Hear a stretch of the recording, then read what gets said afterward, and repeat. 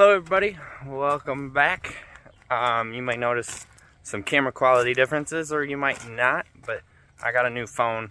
It was a requirement to switch to the new phone plan that we're gonna get because my old phone wasn't 5G compatible. So you guys got a little bit of a camera upgrade with a necessary upgrade. I went to a Samsung S23 and yeah, so anyway, been harvesting soybeans up until Monday night. Today is Wednesday. Yeah, I think it's Wednesday.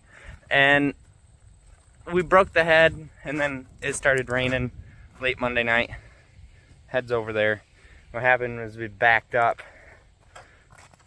without lifting it, and a skid plate dug in the dirt and twisted around and broke off and twisted the cutter bar frame, twisted the cutter bar itself, and then broke some guards. So had that all put back together Monday night. The only thing is we got to fab up the skid plate. The skid plate was wore out. It's the one on the end that wraps around the support arm for the wobble box and everything. So Dad's gonna rebuild that, and then I'm working on the 4960 because it blew an O-ring on the hydraulic pump. I got that fixed already this morning. Now I'm working on the HVAC, which I don't need it anymore because it's cold. It's not cold, it's less than 80 degrees now, which is nice, but the air conditioning hasn't been working the whole time we've been drilling wheat, and it has been miserable. It blows cold, the blower runs, but there's just barely anything coming out of the vent. So I think either the evaporator is plugged up or the heater core is plugged up there. So we're popping the top off the cab, gonna open up the HVAC doors and figure out what is restricting airflow. And before you guys say the cab filter, one, I blew the cab filter out before planting season, and two, Dad pulled that out while we were baling hay and just never put it back in. So it's not the cab filter. So if you guys have never removed, ooh, check that out, ultra wide. If you guys have never gotten into the HVAC on a Soundguard tractor, it's pretty simple. You need a 15/16 socket, and we just pop these bolts out that are on top of the cab and then set it down there. I'm standing on this fender. It supports plenty of weight. You're good. I'm gonna do this without taking our light bar off the back and without taking the GPS globe off. It should be fine. I don't know why it wouldn't be. I know my cable management. The GPS globe just free floats down the side of the cab, so that should be fine. The LED lights just tie into the factory lights under the cab, so that should be fine as well. Once you have that off, you got to get to the front. There's 3 Phillips screws, I think, across the front. Right there, there's 2. They're big headed screws. There's one there, there's supposed to be one there, and then there's one there. We'll take all them out. The cab is hinged in the back, and there is a rod in there to hold the front up. So you literally just push the front up, put the rod in, and then you can get in there. We'll skip ahead to that point so that we can save time. So here's the underside of the cab. You can see hinges in the back, rod in the front. This cab has all Phillips screws around here. I think if you're working on a 4440, or at least ours, they're all hex head around here. That might have been a John Deere thing, or that might have been a previous owner thing. I'm really not too sure. But what we're gonna do is we're gonna take this big cover off, and easiest way is a drill, obviously. You will have carpal tunnel by the time you get all these off with a screwdriver. And then I don't think this one needs to come off. I believe the blower is under the big one as well. I don't remember what's under this. But we'll get this off and then be right back. So that's what the whole inside looked like before I just started blowing it out. That's where the cab filter usually goes. It intakes from the back here. So under the cab it sucks air in through the filter and then through the AC, and I think one end of this might be heater core as well. I'm not sure exactly how this one works. I think one half of this is heater core and the other half is AC. And then the blower obviously sucks it up and blows it down into the cab. So all this gunk is keeping air from being intaked into the blower, and whatever air this could grab from around lines and around the outside of this, that's what you were getting in the cab instead of full airflow. So we'll get it buttoned up, probably put the cab filter back in here. That is a recirc filter, so from in the cab, it draws air from in the cab as well as out the back. And I think some of these have like a door you can flip to only let it intake from in the cab or only let it intake from outside, but this one doesn't have that. The last thing I had to address was the radio, because the radio quit working first day of drilling wheat, and you have no idea how boring it is looking out this cab with auto steer and having nothing to do. Obviously you can scroll Instagram on your phone, but Uncle Billy didn't have Instagram to scroll, so need the radio back. Turns out it was just a blown fuse. I don't know why the fuse on the back of the radio blew, but it did. We can turn it on. One, I've got air hitting me in the face, which is good. That means the blower's sucking air now, and you can see the clock just came on. It hit power, it goes to Bluetooth mode. We're all set. So that's all good now. Awesome. This tractor is done, I think. We can just get everything cleaned up around it, pick up our tools, and call it a day with this one. Dad's pulling the head around. He's gonna do some of that fab work I was talking about and work on that. And I might go check and see if that high moisture corn's ready. If it is, we'll need to probably get this tractor over there. This tractor runs the blower, and then have that combine on the corn head by end of day. It's next day. We're running our custom acres. We're trying to. We got the headlands off of that one, and then it immediately got really tough when we did the center. So trying to figure out if there was a variety change. Dad just jumped into this one. Gonna see if we can run this one better. This one's 9 acres, but there's not a flat spot in the field. It's just all hillside. It's a real pain in the butt to combine. It's an even bigger pain in the butt to spray, because I do all the spraying too. And yeah, we'll see what happens. Got a truck out here. It's got a dump in it already.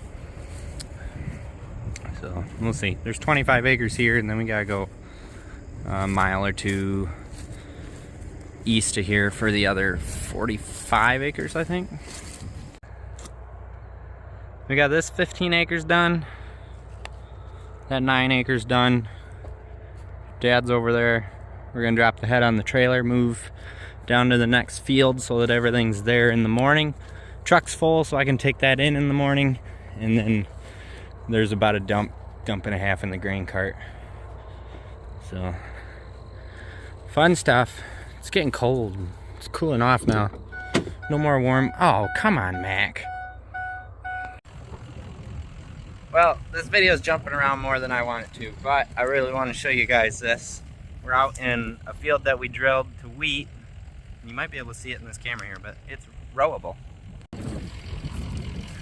We got little wheat plants coming out of the ground. It looks good. Don't it look good, Mac? Yeah. So, judging by this height, it's got to be an inch tall, I think, to spray with herbicide, which we're there now, but I think first of next week we'll get out here and spray this, because not everything looks like this yet. This is the middle field. This wasn't the last planted, but it wasn't the first planted. So there's some that's a little bit bigger than this, and there's some that's not out of the ground yet. So, but it looks good. We had to pluck her down 2 inches deep, and Dad was a little nervous at first, but it looks like we're gonna be just fine. A little yellow, but we've been getting frosts these last couple mornings, so it's gonna be a little yellow. But we're gonna put some 28 on it with the herbicide, and that should spruce her up a little bit. We're currently waiting for the beans to ripen up a little bit. They're a little tough yet. It's noon? 11, quarter to noon, so we've got a little bit of time yet before we're pushing late start. But Dad's got to make a hay delivery, and then I'm gonna go finish up the auto steer install on the sprayer. Truck's parked away. It's sitting empty. Sprayer's in front of the shop this morning.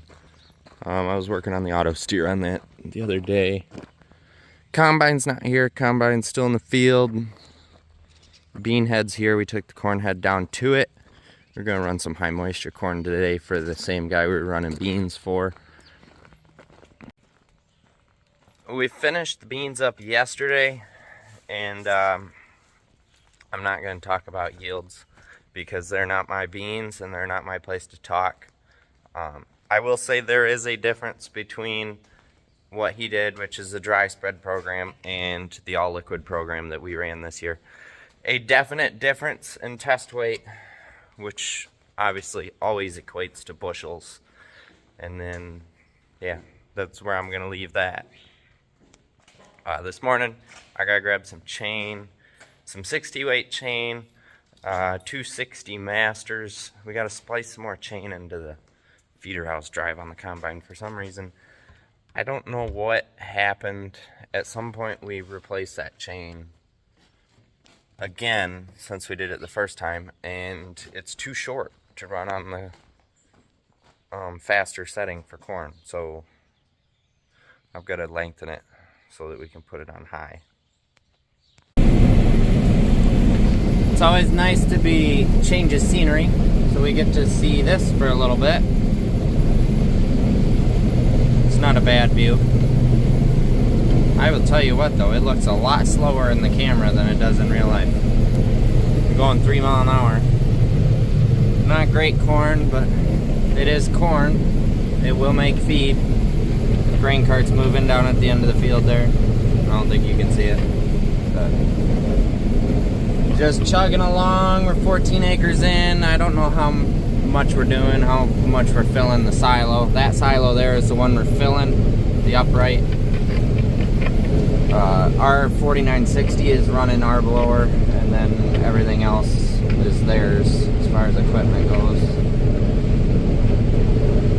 But yep, it's a little green, it's a little wet in spots. Like back here it's 23, but there's spots that are like 35, so I don't know. We're averaging out to like 29, which is still a little wet for where he wants it, but at this point in time, it's just kind of what you got to do. So anyway, dealing with some slip clutch issues on that row, so every now and then it hangs up. If we catch a break, we'll get out and check and see if it's loose or broke bolt, but I think we may have to replace it before we go into our corn.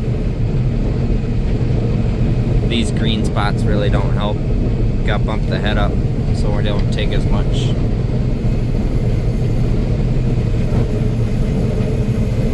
Fun stuff though, fun stuff.